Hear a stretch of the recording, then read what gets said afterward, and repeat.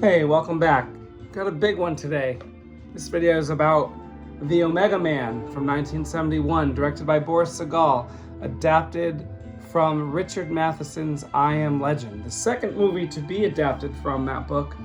The first was 1964's The Last Man on Earth, featuring Vincent Price. This one actually features Charlton Heston in the lead role, who was an established huge actor by this point. He had been a leading man since at least 1950. This is 1971, so he's over 20 years deep into his career as a leading man by the time this was made. This was directed by Boris Sagal. Boris Sagal had done a few movies before this. This one's called Twilight of Honor. For some reason, I got a poster here that has the title erased, which is odd. This was a courtroom drama that wasn't really that exciting. If we move on, in 1964, he did Guns of Diablo, which was, in my opinion, a quite dull Western, although it does feature Charles Bronson as the lead and Kurt Russell as a child, which is kind of interesting. Then he did the first segment for the pilot of Night Gallery. He did a segment called The Cemetery, which was mildly interesting. It basically was about a guy who inherited an old mansion, and he was seeing the paintings change supernaturally, and it basically drove him crazy. Kind of cool because Roddy McDowall played the lead in that one, but not too great overall. If you didn't know, the Night Gallery series was the successor to the Twilight Zone. Rod Serling created and wrote most of the segments for both of those. Okay, moving on, in 1970, Boris Sagal did a TV movie called Hauser's Memory, where a scientist injects the RNA of a German man into his body and then has the German man's thoughts in his brain, and basically becomes almost like Jekyll and Hyde, where sometimes he's this German ex-Nazi and sometimes he's himself. Despite that sounding cool, it really wasn't. It was really one of those Cold War scare type things. I didn't really like it, and it had a low budget because it was made for TV. All right, now let's talk about I Am Legend. I Am Legend is a great book written in 1954. Now, if we think about 1954 in terms of movies, we know that censorship was in full swing. You couldn't show much in the movies, and we had not quite reached the dawn of the full sci-fi horror stuff that we got in the late 50s. Although War of the Worlds did come out in 1950 or 1951, so it was beginning. But what do we have here? We have a book. The book's amazing, by the way. We have a book that is post-apocalyptic, and there's one man left on Earth, or at least so it seems. It's set in California, and this man is in a world of vampires. Everyone is a vampire except for him. And every single night, they come for him in his fortified home in California, and he just tries to survive. And during the day, he goes out and tries to get, canned food and other kinds of food that he can eat. And he tries to find as many vampires as he can, and he stakes them through the heart during the day. I love this book. It is very much a twist on a typical vampire story where everyone's a vampire except for one person. I thought it was pretty amazing. It's violent, it's graphic. You go deep into the psyche of this man. His name's Robert Neville in the book. And you go deep in there. He's depressed. He drinks too much. He's lonely. The vampires in this book talk. The female vampires try to lure him out with adult promises, we'll say, which I thought was very interesting. Now, you can't put that in a movie in 1954. Almost none of that. So when they did make this a movie, it was 1964. censorship was still going, but not quite as strongly as it was in the 50s. So we've got Vincent Price here, and he's Robert Neville, except they call him Robert Morgan in this movie. They changed his name. But this follows the book pretty closely. All of the stakings that happen, unfortunately, in this movie are basically implied. I want to say there's no blood in the movie. They take the alcoholism away. They take the sexual frustration away. And other than that, it pretty much follows it. But it's really a watered down version of it. But I liked it. And Vincent Price is good. Richard Matheson wrote the screenplay for this and then had his name taken off of it because he didn't like the final product. I assume because they watered it down so much.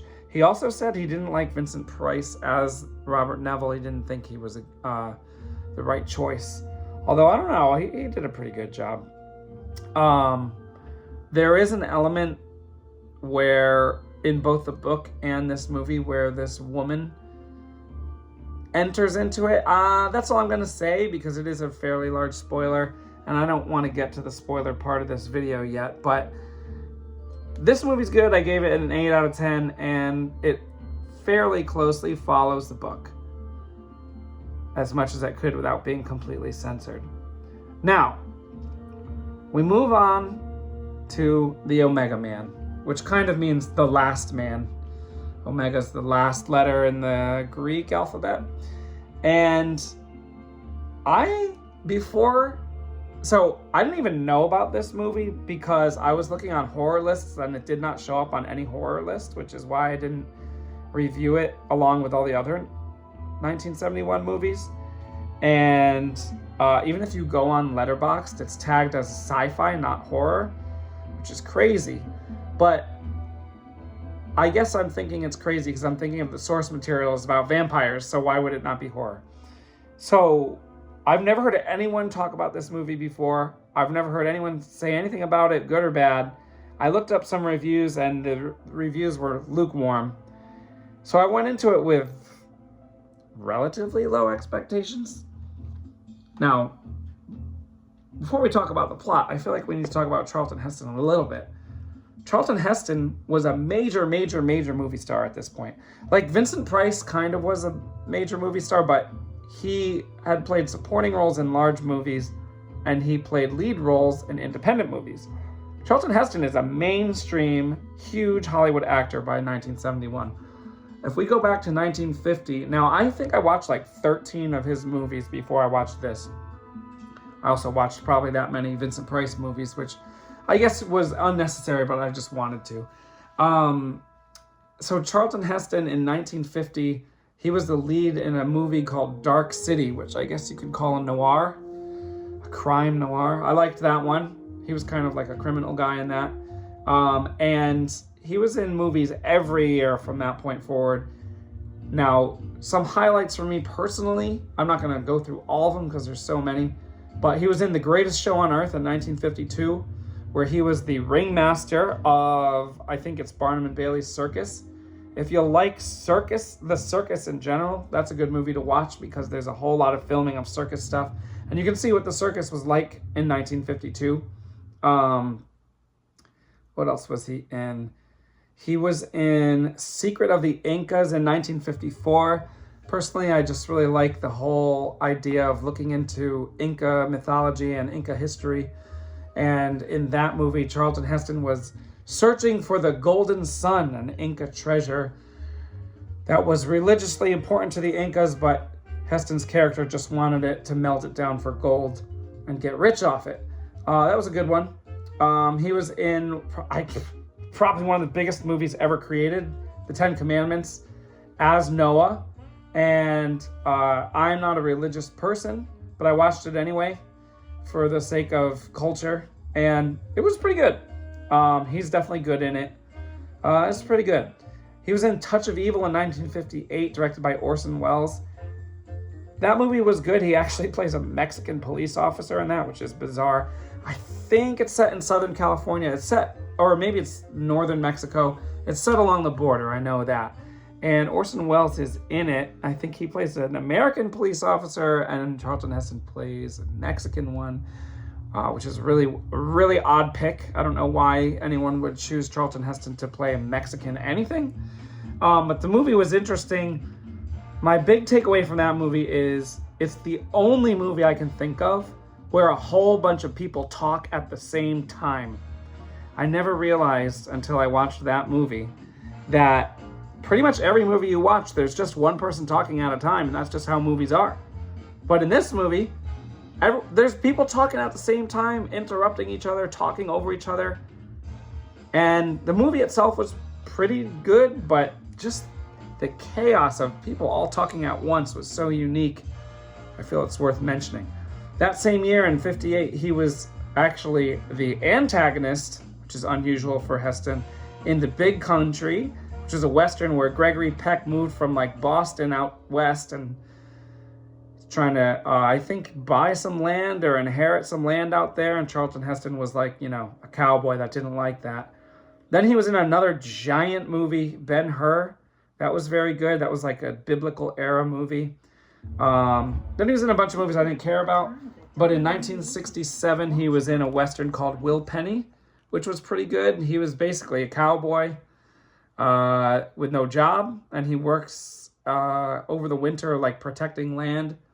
And a woman and her child, like, basically are squatting in this area. And he kind of, like, goes against his employer to protect her, while at the same time fending the property off from outlaws. Then another huge movie, my personal favorite Charlton Heston movie, Planet of the Apes, 1968. One of the best sci-fi movies of all time, in my opinion. If you don't know anything about Planet of the Apes, go watch it, but you probably do, because it's a giant franchise at this point. This movie, Omega Man, has now become my second favorite Charlton Heston movie, and almost tied for first. I mean, it's almost as good as Planet of the Apes to me. This movie also features Anthony Zerbe as the main antagonist, and Anthony Zerbe was also in Will Penny with Heston. Now, let's talk about the movie itself. First of all, the music is kind of chill, which is interesting. Kind of contrasts the vibe of the movie. I like when movies do that. It doesn't always work, but it works in this case. We've got this chill 70s music going on. Right at the beginning, honestly, the opening sequence is so good, I was hooked immediately. You've got Charlton Heston driving through Los Angeles. Everything looks normal. I thought maybe, unlike the book, I Am Legend, and unlike The Last Man on Earth, I thought maybe we were going to see normal society descend into the post-apocalyptic times. But no, he's just driving around in a nice sports car, and there's no one else there. And he crashes the car right in the beginning of the movie, and he goes and gets another one from a car dealer. And it shows just that he can just do this whenever he wants. He can have expensive cars, crash them, whatever. He can go into grocery stores, get as much food as he wants, and at first it almost looks like everything's fine. But of course, as we know from the classic story, the world is full of, well, it's supposed to be vampires, and it was in The Last Man on Earth. But in this, it's basically mutants, I guess. I don't know if that's why it's not being considered horror by some authorities, but the mutants in this they have an aversion to light, not just sunlight, but any light. But it just hurts their eyes, it doesn't kill them. In the book, the sunlight, I believe, kills the vampires because they're vampires. In this, they can actually go out in the light, but they're just very disoriented. So, another weird thing about this is that Anthony Zerbe plays this character called Matthias. And Matthias is like a cult leader in this. I believe if you look at this poster, he's all the way over here on the left. I'm pretty sure that's Matthias.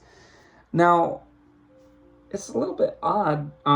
Matthias is very intelligent in this, but it seems that the other transformed or infected people are not that intelligent, and they kind of just follow whatever he does, which is interesting. In the book, there's no leader vampire. It's just a bunch of vampires, and they can talk, but they seem less intelligent than people. Also in the book, they're very fast moving, and in Last Man on Earth, they're slow moving. And so that's kind of an interesting difference. Here, they're pretty fast. They move around however they feel like it, and they talk to each other. They create plans, and they're very against technology, which is an interesting change that certainly wasn't a thing in the book. So they're anti-technology. They say that Charlton Heston's character, Robert Neville, is evil, and they want to kill him. And they basically want to start a new society of these like changed mutant people. In my opinion, if you're going to make a movie that's already been made, like this was made in 1964, and 1971 is not that far off from this, it's only 7 years later. So in my opinion, you either have to make a movie where the quality is way better, which could have been done because The Last Man on Earth was relatively low budget, and it was made in a time where censorship was strong, and in 1971, the censorship had pretty much gone away, almost completely. So they really could have just remade it and made it gorier and bloodier and more sexual, and that would have been fine. But instead, they decided to completely change the story, and I think that probably disappointed some people, but for me, it made it better because we already had this story. And yeah, we could have gotten a little bit better version than the 1964 version, but this is a completely different thing. In fact, we have, well, I'm going to get into some spoilers now, especially if you've read the book but haven't seen this version. You might want to, I would highly, highly recommend this version. I highly recommend this to anyone who likes horror, sci-fi, well-done movies in general, early 70s aesthetics, post-apocalyptic stories. I mean, I know 28 years later is, I think it came out yesterday. You know, The Last of Us is huge. There's a lot of stories out there that are really popular that directly owe huge credit to I Am Legend. I Am Legend is like the originator. Like George Romero, who made Night of the Living Dead, credited I Am Legend as his main influence. If he didn't do that, it would have been ridiculous because Night of the Living Dead basically is I Am Legend, only instead of vampires, we have zombies. But you need to watch this one. This movie is so good and for some reason gets a bad reputation. So here are some spoilers for those of you who've already watched it. There's a group of people who are infected but look and act completely human, and they're looking for a cure. Now, in the book, there are two types of vampires. There are alive, living vampires who take a serum of some sort to keep their minds human. And when the serum wears off, they act like vampires until they get more of it. In this, there's a group of people which is basically a man, a woman, and a bunch of children. And they say that they are like phase 1 infected. And they just act like people, but they know that they might turn without a cure. They don't have a serum or anything. And so they basically kidnap Robert Neville. This doesn't happen in the book at all. They kidnap Robert Neville and they like ask him if he can help them, and he can. And he does figure out a serum. He uses his own blood to create a serum. And I just thought it was so cool. And the way the infected people talk to each other and plan things. I've probably said this before, but I really like when the monsters or villains or antagonists in horror movies have personalities and talk and have motives and and reasons for doing what they do, and that is exactly what this is like. There's an interesting anti-technology, maybe even an it's hard to say. The antagonists are anti-technology, anti-machine, anti-gun, anti-vehicle. They like almost want to go back to how things were way before my modern society. And that's an interesting point to make, although when it's being made by the antagonists, it kind of seems like it's the opposite of what the director's opinion might be.